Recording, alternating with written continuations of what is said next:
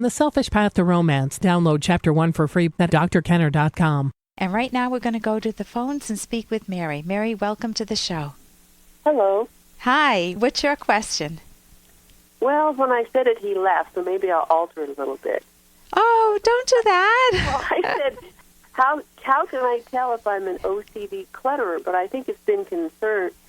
My partner here is telling me I definitely am.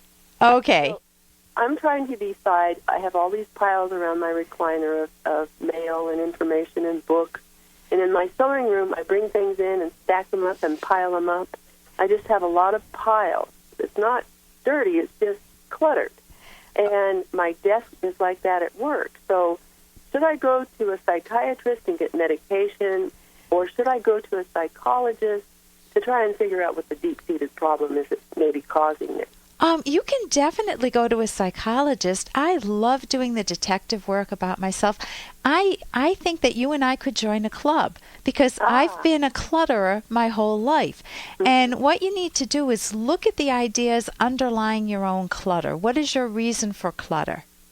And it may not be the first reason we tell ourselves. Like one of my reasons is, I'm so busy, I just don't have time to clean up. That's one of mine. Now, that's like a surface reason. It is true that I'm very busy. So there's always a grain of truth in those. But what's the deeper reason? What is it I'm saving? So you look at the things that you're saving. Let's take one or two of them. What are one or two of them that you'd really like to let go of? Mail. Okay, what type of mail do you save?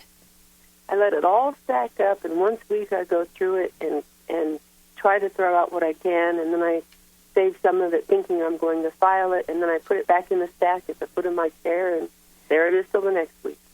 Okay, so what you're doing with the mail is that you're messing up your life in a way, because it's not that you're saving coupons, it's that you're saving important papers that need to be filed? Probably is a lot of it. Some of it is I'm a sewing nut, and so some of it is sewing-related things that I may know that I'm not going to do, but I save them just in case. Okay, I keep a lot of those just-in-case things, too. That's something we'll deal with in a minute. If it's important papers, I read a book, How to Get Control of Your Time in Your Life. Mm-hmm. I highly recommend this. This will save you bundles of dollars on therapy. How to get control of your time and your life. Okay. Luckily, it's a skinny little book, and with very short chapters, little short sections. Okay. And it's an older book, but I think it's still in print, and if not, you can go to Amazon and try to get it in the out-of-print books. Okay. It's by Alan Lakein, Lakein. Lakein.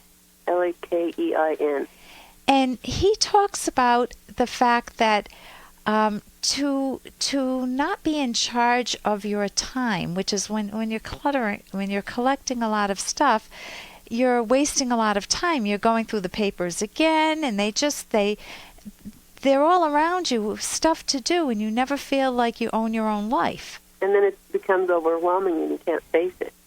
Right, and then you go on overload. You just look at a huge pile, and it's no longer 3 papers; it's 300 papers, and it's like, oh my God, I'm never going to get to these. And you kind of hope that there'll be a flood in the house. You have to get rid of all of them. So in that book, he gives many tips. Some of the tips. Hey, I got to interrupt this because we've got to pay some bills. 30 seconds, that's it. A very quick ad, and then Ellen will be back. Romance. I wish I knew more about what girls want from a relationship. Boy, I wish I knew more about what I want. Where's that ad I saw? Here it is. The Selfish Path to Romance, a serious romance guidebook. Download Chapter 1 for free at selfishromance.com and buy it at amazon.com. The Selfish Path to Romance. That is interesting. So in that book, he gives many tips. Some of the tips that I've gotten are that with important papers, try to do them the minute they come in. So if it's a bill to pay, I pay it right away. If there's an insurance paper, I do it right away. It's not something I used to have. This is a new skill that I've acquired.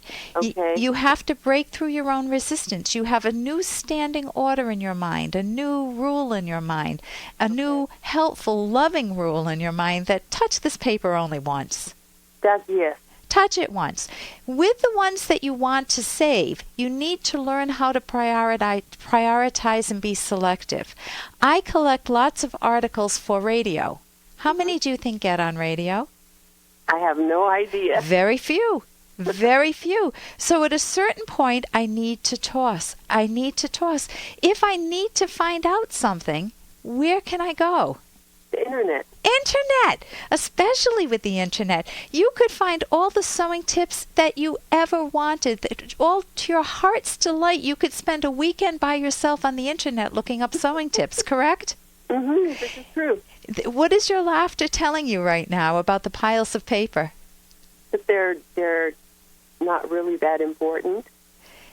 Right, that they're not important, that you value the space more than you value the paper. That's another point that has helped me. If I tell myself I value the space more than I value these old blankets I'm saving, I can buy a new blanket. Okay. That helps me toss. With magazines, I have tossed out all my magazines. I never was able to do that because someday I would read them all cover to cover. Right. I toss them out. Now, it hurts the first few times you do it, meaning you're breaking a pattern. So be good to yourself. What else would you like to get rid of? You mentioned the sewing room. You mentioned piles in front of your chair, your desk at work. I'd like to be organized at work. I'd like to not. I guess the same thing that you're saying, touch the paper once, file it when you're done with it, instead of putting it over on a space where I'll get back to it. Okay, so there's no get back to it space. There's right. You want to get rid of that get back to it space, unless there's a crisis. I mean, if there's a fire in the building, you'll get back to it later, obviously. Right. But what at work, in order to organize, you need to get specific. You need to take the 300 things, for example, and write and group them. Like, where would I like to begin? Where would you like to begin organizing? I don't know. I'm overwhelmed.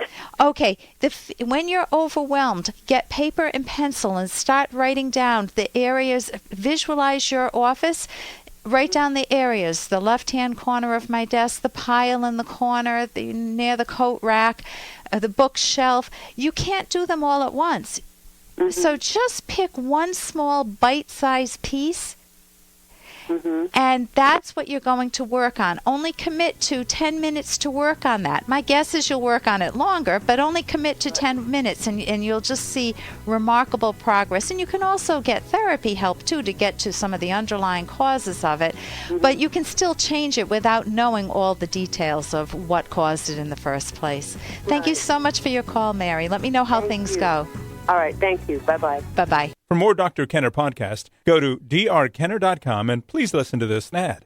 Here's an excerpt from The Selfish Path to Romance by Dr. Ellen Kenner. How do you let your partner know what you like and don't like in intimacy? What works well for each of you? Sex therapists emphasize the need to phrase feedback lovingly. For example, rather than saying, "Oh, I hate it when you do that," it's far better to just gently move your partner's hand. Or you might say, "I prefer you to touch me here. This feels really good." Ask your partner what feels good. Neither of you are mind readers. It is important to avoid deceiving your partner about your enjoyment. This is dishonest and a breach of trust. There may be times when you or your partner simply are not aroused enough to achieve satisfaction. On certain occasions, a feeling of closeness and intimacy may be satisfying enough. However, if this is the pattern in your relationship, you should figure out how to increase your mutual pleasure. You can download Chapter 1 for free at drkenner.com, and you can buy the book at amazon.com.